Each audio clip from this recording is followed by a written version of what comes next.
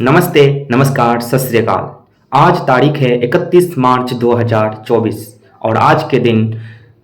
दिल्ली के अंदर रामलीला मैदान में विपक्ष के द्वारा महारैली किया गया। लोकतंत्र बचाओ का ये जो सभा किया गया, उससे हमें क्या आवश्यकता है जानने की, ये आज जो है एक मुद्दा बना है। यानी कि देश के अंदर लोकसभा को जो चुनाव होने हैं, लोकसभा के जो चुनाव होने हैं, उस चुनाव को मद्देनजर रखते हुए केंद्र में उस चुनाव को रख करके आज जो है बात करेंगे देश की हालात की।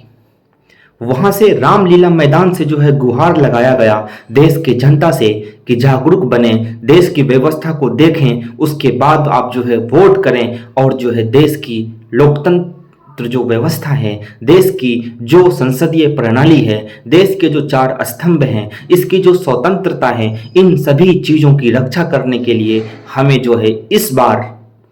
पूर्ण रूप से एकत्र होकर सर्वथा जो है एक चीज समझकर लोकतंत्र के हित के जो है मतलब जो मानव हैं उसे वोट करने की आवश्यकता है। यानी कि देश के अंदर लोकसभा का जो चुनाव है उसका जो है पूर्ण रूप से माहौल बना हुआ है और इसी माहौल में आज जिस तरह से 31 मार्च को रामलीला मैदान में महारैली किया गया, वो महारैली पूर्ण रूप से विपक्ष के जो है महागठबंधनों का रैली था। उसमें बिहार से तेजस्वी यादव मौजूद थे, महाराष्ट्र से उद्धव ठाकरे मौजूद थे, उसके बाद जो है आम आदमी पार्टी के सभी नेता अप्रोक्स में केवल अरविंद केजरीवाल, मनीष सिसोदिया और जो है सत्येंद्र जैन को छोड़कर सब वहां मौजूद थे। इसके बाद जो है वहां पर चंपई सोरेन की धर्मपत्नी मौजूद थी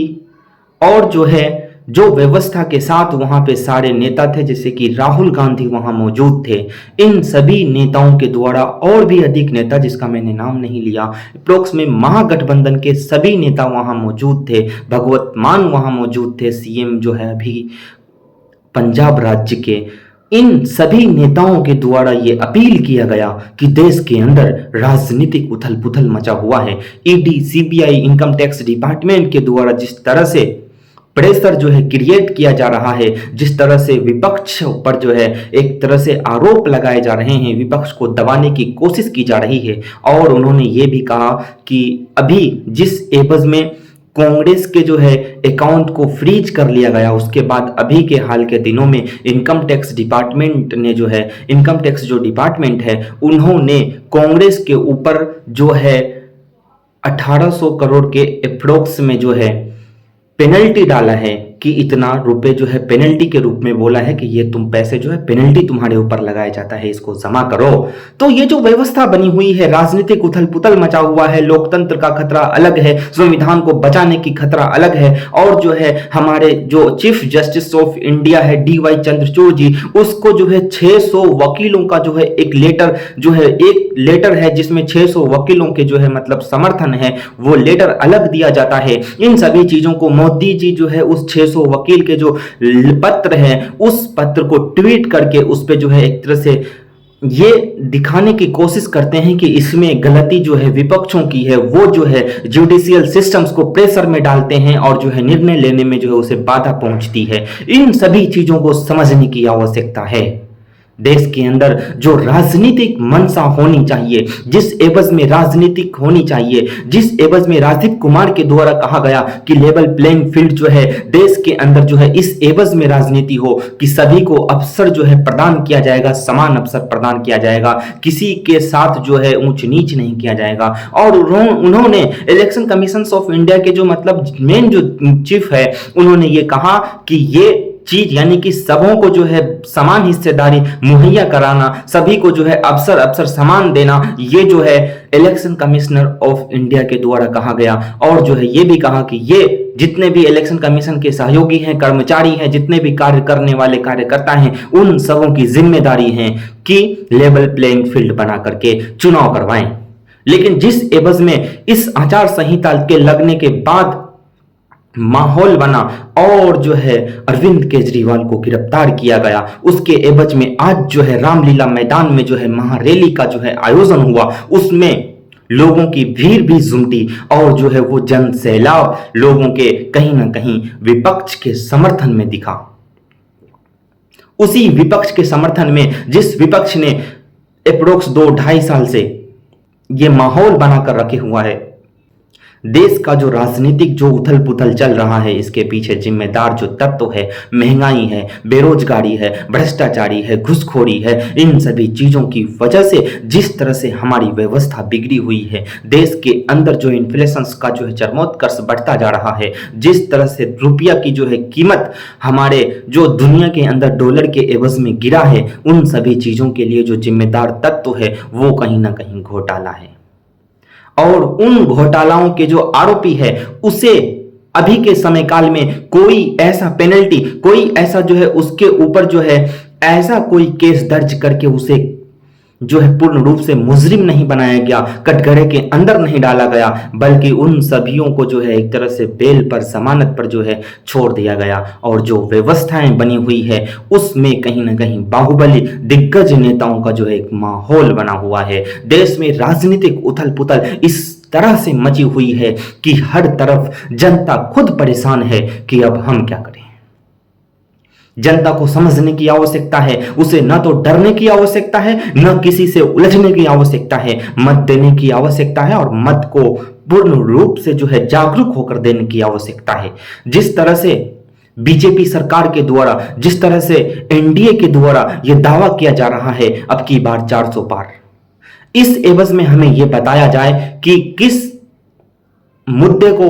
रख करके केंद्र में यह दावा किया जा रहा है अब की बार 400 पार। तुम्हारी सरकार में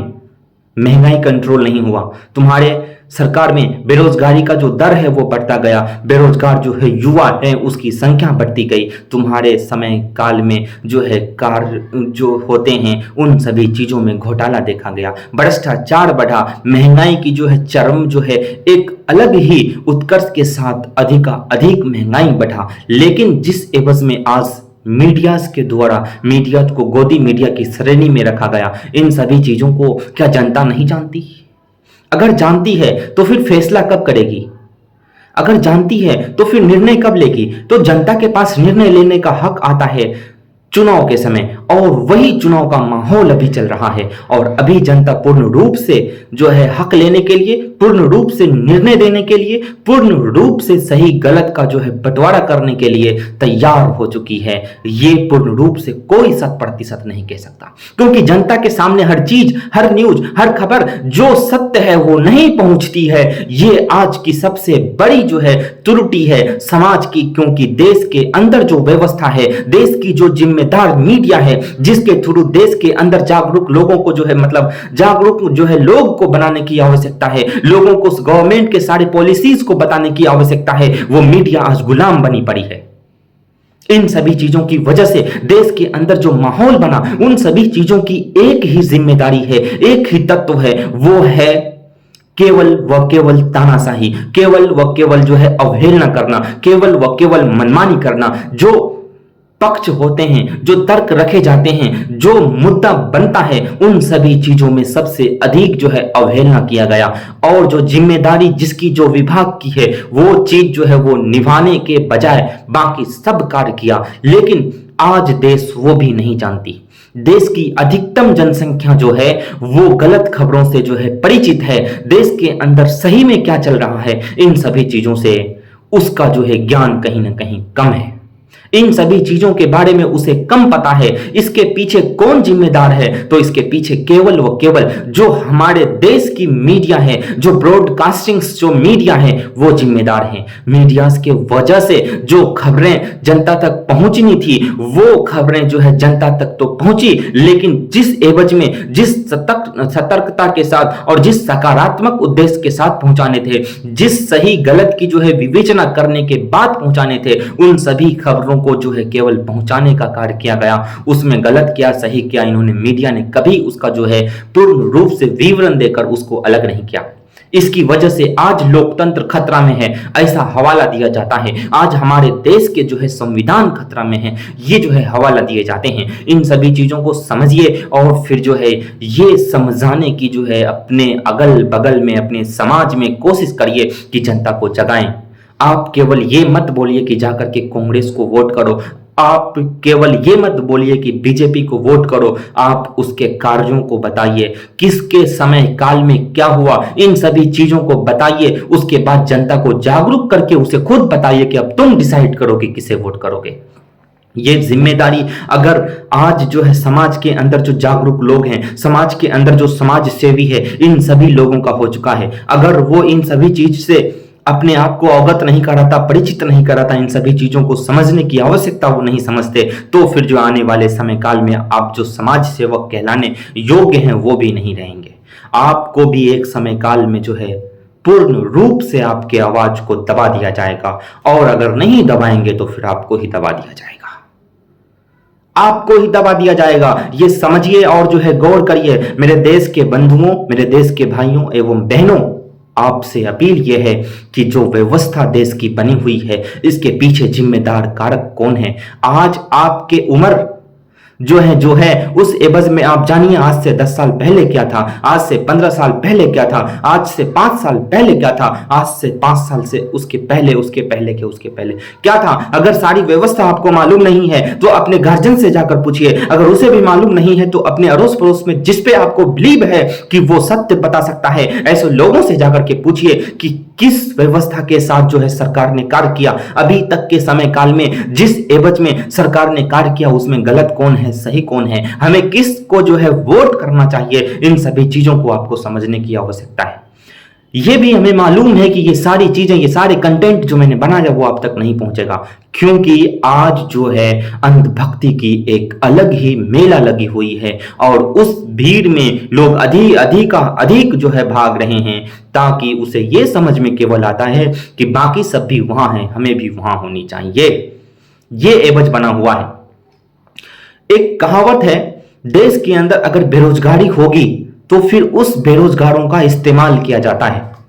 और उसी एवज में आज जो है देश के अंदर माहौल बना हुआ है। आप जो खबर पढ़ते हैं उसमें जो गलत खबरें छपती है, ये सब कहीं ना कहीं उन बेरोजगारों का जो है एक रहमो करम पर जो है टिका हुआ व्यवस्था है, जिसे किसी विशेष पार्टी के द्वारा प्रोत्साहन राशि देकर के ये सारे कार्य करवाए जाते हैं। बेरोजगारों की गलती नहीं है, उसकी गलती केवल यह है कि वो बेरोजगार हैं, और उसकी गलती केवल वो ये है कि वो गरीब हैं, उसकी गलती केवल यह है कि उसे अपने जो है जीवन यापन के लिए, अपने घर परिवार के खर्चा को चलाने के लिए कार्य करने पड़ रहे हैं। लेकिन इसकी वजह से जो